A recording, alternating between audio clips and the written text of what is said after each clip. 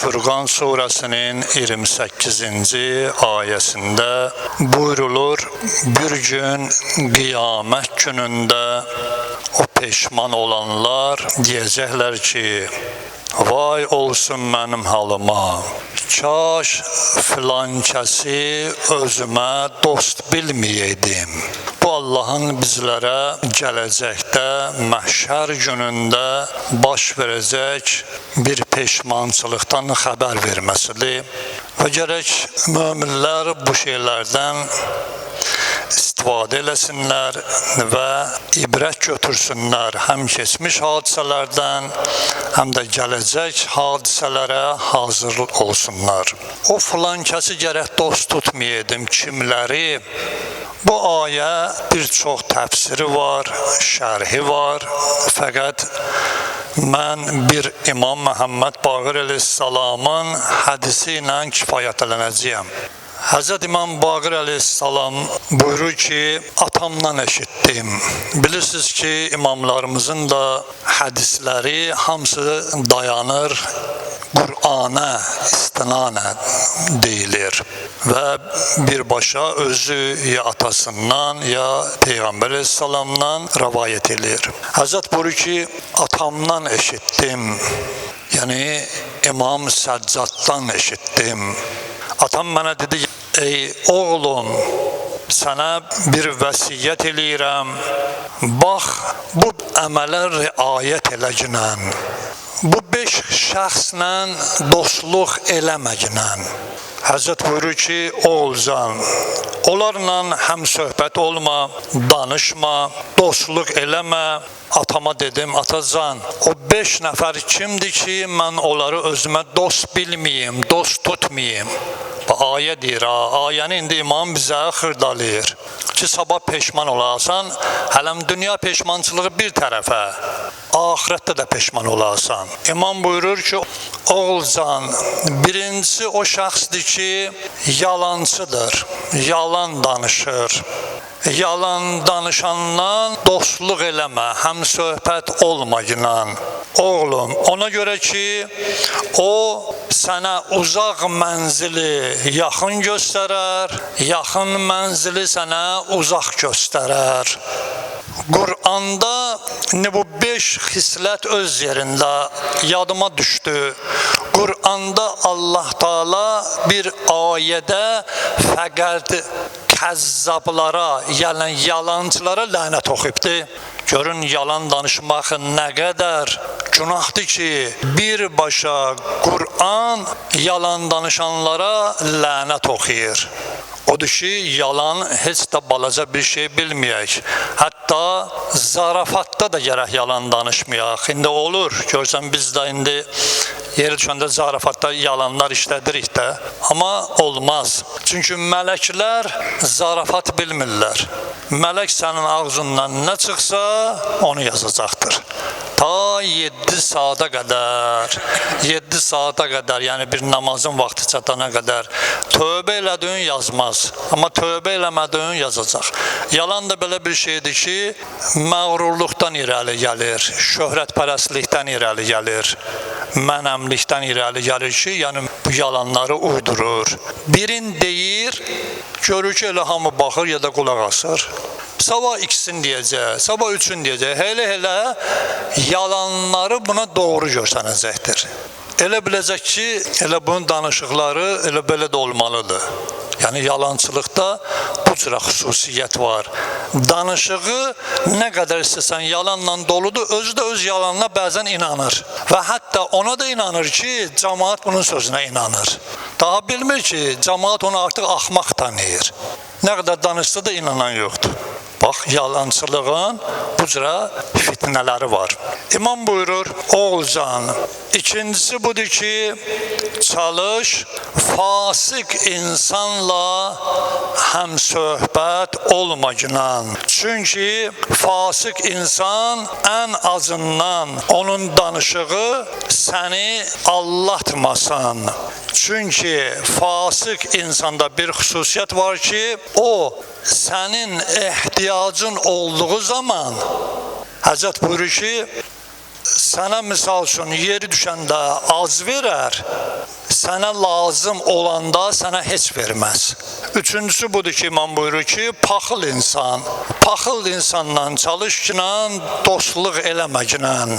Çünki bir vaxt gələcək, səni peşman eləyəcək və səni xəcalətli eləyəcəkdir və bir vaxtı gələr, sənə zəruri olan vaxtı sənə heç bir köməklik eləməz.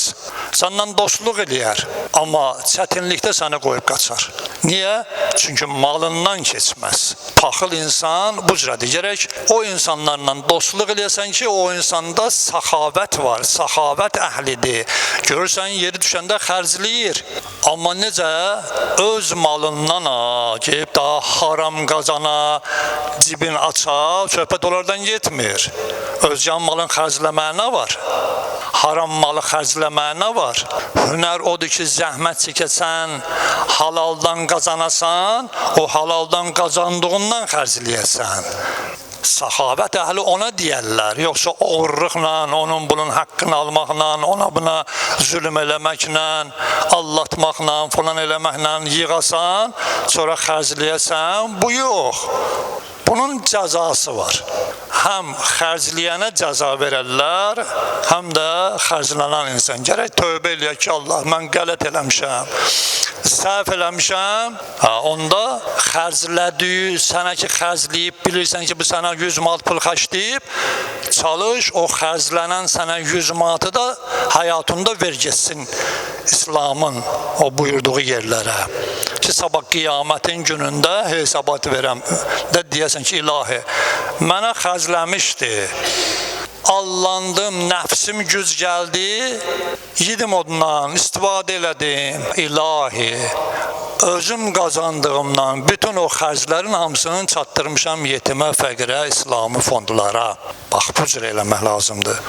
O səxavətdən söhbət düşmüşkən, səxavətli insanlardadır ki, səxavət insanın gərək canında ola, özgən malında yox. Öz malından xərcləyənə səxavət əhli deyərlər, səxiyyun, Qur'an. Daha özgə malından xərcləyən səxavətli sayılmaz. Həzrət buyurur ki, oğulcan, çalış, ahmaq adamla dostluq eləməklə. Çünki axmaq adam istəyər ki, sənə yaxşılıq eləsin, amma zərər vurar. Çünki axmaq adamda bir o qədər ağıl yoxdur ki, sənə xeyir istəsə elə xeyir də belə. Bir gün gördün ki, sənə xeyir vermə əvəzinə sənə ziyan vurdu. Buyurur ki, çalış onunla dostluq eləmə.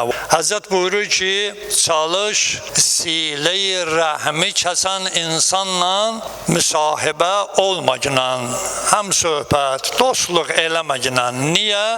Həzrət buyurdu ki, çünki təhlükəlidir. Niyə? Həzrət buyurur ki, çünki Qur'an-ı Kərimdə Allah Teala nə buyurur? 3 yerdə buyurubdur ki, gərək sili rəhmi kəsməyəsən. Yəni sili rəhm nədir?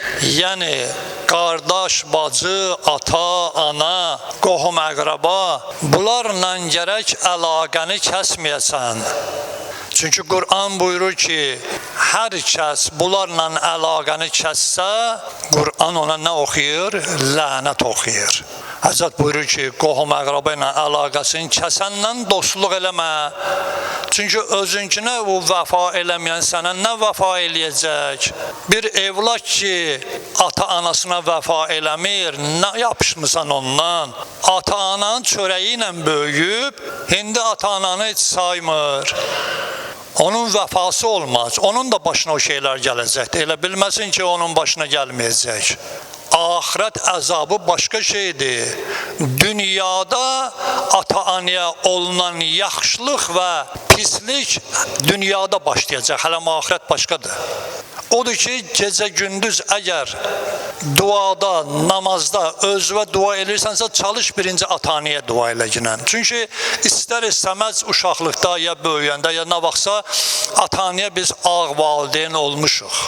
Bir dənə də səhvdə olsa demişik, əl çək də demişik, misal çəkirəm, Allah uzaq eləsin. İndi demişik də cavanlıq eləmişik, ata-ananın üzünə qayıtmışıq, qulluğunda durmamışıq. Bu şeylər istər-istəməz az ya çox olubdur. Odur ki, tövbə qapısı açıqdır və bunun da müqabilində gərək hər namazda ata-anaya dua eləyək. Hər namazda. Necə ki, Quran nə buyurur? O ki, oxuyur ki, Quranda ayə var. Rabbiğfirli vel valideyye velil müminin. Qur'anın ayəsidir. İlahi, ata-anamı bağışla, valideynlərimi bağışla günah. Görsən ki, Qur'an onu sənə deyir, örgədir.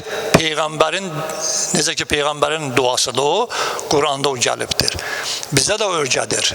Və ata-ana razı olmadan sənin ibadətin də qəbul deyil. Çünki Allah buyurur ki, mənə itaat elə və valideynə itaat elə. Valideynə itaat etməyən şəxsin nə namazı, nə orucu, nə həcci, yəni nə vacibatı, nə də müstəhəbbatı qəbul deyil. Valideyn Allah'tan sonra ikinci insanın itaat etdiyi şəxslərdir. Görürsən ki, indiki gənclər bu şeylərdən məhrum olublar. Niyə? Çünki onların əlindəki o qərbin mədəniyyəti ona örgədibdir. Qərb mədəniyyəti bir gün cəmiyyəti, ağacı görsən ki, qurt yeyib aşıran kimi şeydir. Qərb mədəniyyəti belədir ki, fəqət özləri üçün yaşayırlar. Bir cəmiyyətdə ki, böyüyə, ata-anaya ehtiram yoxdur, o cəmiyyətdən heç nə gözləmə, o cəmiyyətdən sənə heç dost olmaz. Çalış, o cəmiyyətlə dost ol, o insanlarla dostluq elə ki, valideyninə əzizdir. Görürsən ki, sənin dostun valideyni üçün zəhmət çəkir, bil ki, o Allahın sevdiyi bəndədir.